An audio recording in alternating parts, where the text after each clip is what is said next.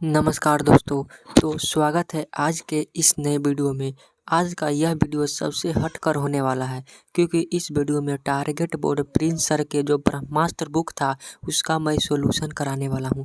तो मेरे प्यारे भाई वीडियो को पूरा देखना। अगर आपने बुक नहीं लिया है तो लेना भी नहीं है आपको, क्योंकि मैं सभी का सॉल्यूशन करा दूंगा, ठीक ना। तो वीडियो को एंड तक देखना। मैं आपके इस बुक का एक झलक दिखा देता हूँ और कुछ 40-50 ऑब्जेक्टिव क्वेश्चन बता देता हूँ।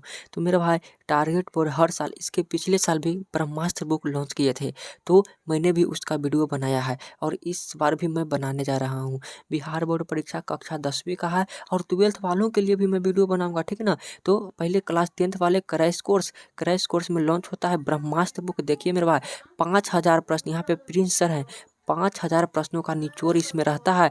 और प्रिंस सर खुद ने पूरा मेहनत करके विज्ञान का, गणित का, हिंदी, सामाजिक विज्ञान, नॉन हिंदी का, संस्कृत, अंग्रेजी सभी का है, ठीक ना। तो धैर्य बनाकर वीडियो पूरा देखना मेरे भाई।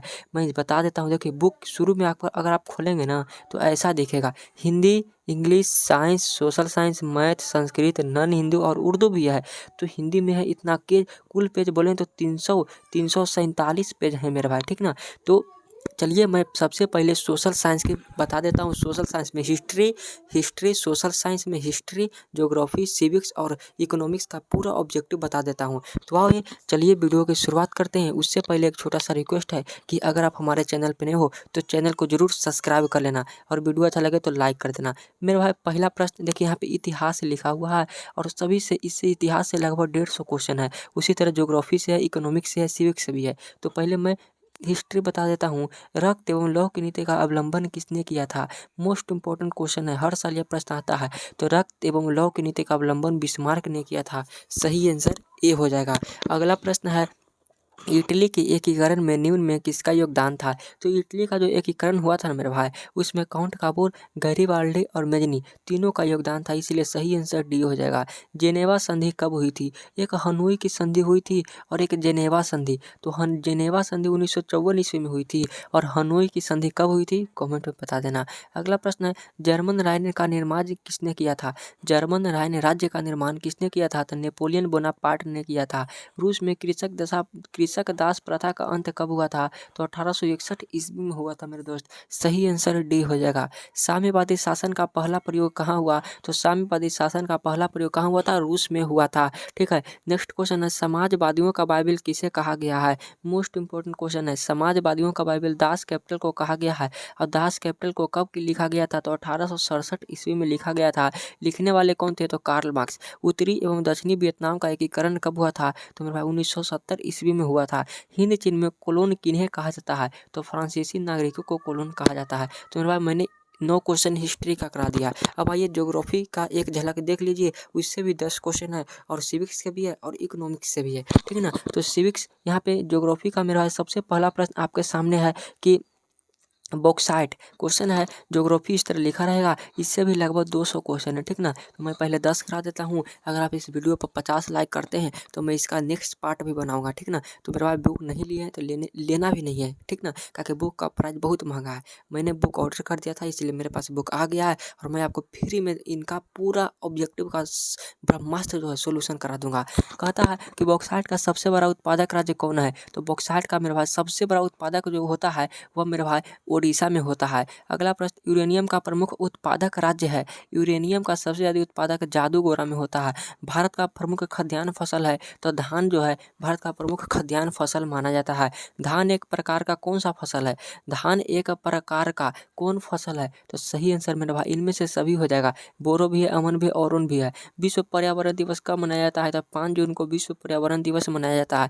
नंदा देवी राष्ट्रीय उद्यान कहाँ है? तो उत्तराखंड में है, ठीक है। नेक्स्ट क्वेश्चन, आयुर्वेद का जनक किन्हें कहा जाता है? तो आयुर्वेद का जनक जो है मेरे भाई वह किन्हें कहा जाता है? तो इसका सही आंसर चरक साहब को आयुर्वेद का जनक कहा जाता है। प्राकृतिक गैस पाई जाती है, प्राकृतिक गैस कहाँ पाई जाती है? तो खनिज तेल के साथ पाई जाती है। भारत का सबसे बड़ा लौह अयस्क उत्पादक राज्य कौन सा है? तो भारत का सबसे बड़ा लौह अयस्क उत्पादक राज्य अगर तुमसे पूछता न है तो ओडिशा हो जाएगा, ठीक है। नेक्स्ट क्वेश्चन है, रबी फसल की किन महीनों में बोई जाती है? रबी फसल कब बोया जाता है? जब धान की कटाई हो जाता है तब रबी फसल बोया जाता है। तो इसका सही आंसर हो जाएगा अक्टूबर से नवंबर में ऑपरेशन फ्लड क्या है? तो ऑपरेशन फ्लड जो है ना मेरे भाई, वह डेयरी विकास है। क्या है? डेयरी विकास। सिलिकॉन के शहर के नाम से जाना जाता है, तो बेंगलुरु को सिलिकॉन का शहर कहा जाता है। तो मेरे पास ज्योग्राफी का 12 क्वेश्चन करा दिया। और आइए अब सिविक्स के देख लेते हैं, सिविक्स का क्वेश्चन कैसा है। और सभी प्रश्न 2026 के लिए बहुत बहुत ज़्यादा इंपॉर्टेंट है, इसलिए सभी प्रश्नों को याद कर लेना। कहता है अंतर्राष्ट्रीय महिला दिवस किस तिथि को मनाया जाता है? तो अंतर्राष्ट्रीय महिला दिवस 8 मार्च को मनाया जाता है। धर्म को राजनीति से अलग नहीं किया जा सकता, यह कथन किसका था? तो मेरे भाई, धर्म को कभी भी राजनीति से अलग नहीं कर सकते, यह जो कथन है ना, वो महात्मा गांधी का होगा मेरे भाई। सही आंसर बी हो जाएगा। ठीक है, अगला प्रश्न कहता है कि सरकार का कौन सा प्रकार सबसे अच्छा माना जाता है? तो दुनिया का सबसे बढ़िया प्रकार जो है ना सरकार का, वो लोकतंत्र है। मतलब पूरा शासन लोगों के हाथ में होती है। दक्षिण अफ्रीका का प्रथम अश्वेत राष्ट्रपति कौन था? तो मेरा भाई अब्राहम लिंकन था। कहता है भारत में राष्ट्रीय आपातकाल की घोषणा कब हुई थी? तो 1975 ईस्वी में हुई थी। नेक्स्ट क्वेश्चन है, भारतीय जनता पार्टी की स्थापना कब हुई? तो 1980 ईस्वी को भारतीय जनता पार्टी की स्थापना हुई थी। लोकतंत्र का प्राण किसे कहा जाता है? तो मेरे दोस्त, लोकतंत्र का प्राण जो है राजनीतिक दल को कहा जाता है। सी आंसर बिल्कुल राइट आंसर है। भारत का संवैधानिक अध्यक्ष कौन होता है? तो भारत का संवैधानिक अध्यक्ष पूछेगा ना, तो राष्ट्रपति होता है। नेक्स्ट है, ग्राम कचहरी का प्रधान कौन होता है? तो सरपंच होता है ग्राम कचहरी का प्रधान। निम्नलिखित में कौन केंद्र शासित प्रदेश है? तो चंडीगढ़ जो है ना मेरा भाई, वह केंद्र शासित प्रदेश के अंतर्गत आता है। भारत में कहाँ महिलाओं के लिए आरक्षण की व्यवस्था की गई है? तो पंचायती राज व्यवस्था में कितना की गई है? तो 33% की गई है। ठीक है, नेक्स्ट है, 17वीं लोकसभा के चुनाव कब हुआ था? तो 17वीं लोकसभा 2019 में हुआ था। सी आंसर बिल्कुल सही हो जाएगा। तो मेरे दोस्त, अब आइए इकोनॉमिक्स की तरफ बढ़ते हैं। तो वीडियो अच्छा लग रहा होगा तो लाइक कर देना और अपने दोस्तों के पास भी शेयर कर दो। जिन्होंने बुक नहीं लिया है और ले भी लिए हैं तो उसका सोल्यूशन है, ठीक है ना। तो इकोनॉमिक्स का पहला प्रश्न है, भारत में नीति आयोग की स्थापना कब हुई? तो नीति आयोग की स्थापना 2015 में हुई थी। और योजना आयोग की स्थापना कब हुई थी? तो 1950 ईस्वी को हुई थी मेरा भाई। गरीबी की कुचक धारणा किसने दी? तो रैगनर नर्क्स ने गरीबी की कुचक धारणा दी थी। अगला प्रश्न, भारत के राष्ट्रीय आय का सर्वप्रथम अनुमान किसने लगाया था? तो दादा भाई नौरोजी ने। और कब लगाए थे? तो 1868 ईस्वी में। और प्रति व्यक्ति आय कितना था? 20 रुपया। ये सब नॉलेज रखना बहुत ज़्यादा जरूरी होता है, क्योंकि यही सब प्रश्न आपके बोर्ड परीक्षा में आते हैं। स्वीडन की मुद्रा क्या है? तो स्वीडन की मुद्रा डॉलर में आती है। विनिमय का सर्वोत्तम माध्यम क्या है? तो मुद्रा मेरे भाई। भारत में कितने राष्ट्रीयकृत बैंक है? तो 19 राष्ट्रीयकृत बैंक हैं। नेक्स्ट क्वेश्चन है, ग्रामीण बैंक के संस्थापक कौन थे? तो ग्रामीण बैंक जो थे ना, उसके संस्थापक थे मेरे पास शायद प्रोमो यूनुस होना चाहिए। भारत में करेंसी नोट कौन जारी करता है? तो आरबीआई करता है। मानवीय पूंजी निर्माण का मुख्य घटक कौन सा है? तो इनमें से सभी है जो मुख्य घटक है, आवास से शिक्षा और शिक्षा में परिसंचरण। अगला प्रश्न है, डब्ल्यूटीओ विश्व व्यापार संगठन की स्थापना किस वर्ष हुई थी? तो विश्व व्यापार संगठन की स्थापना 1995 ईस्वी को हुई थी।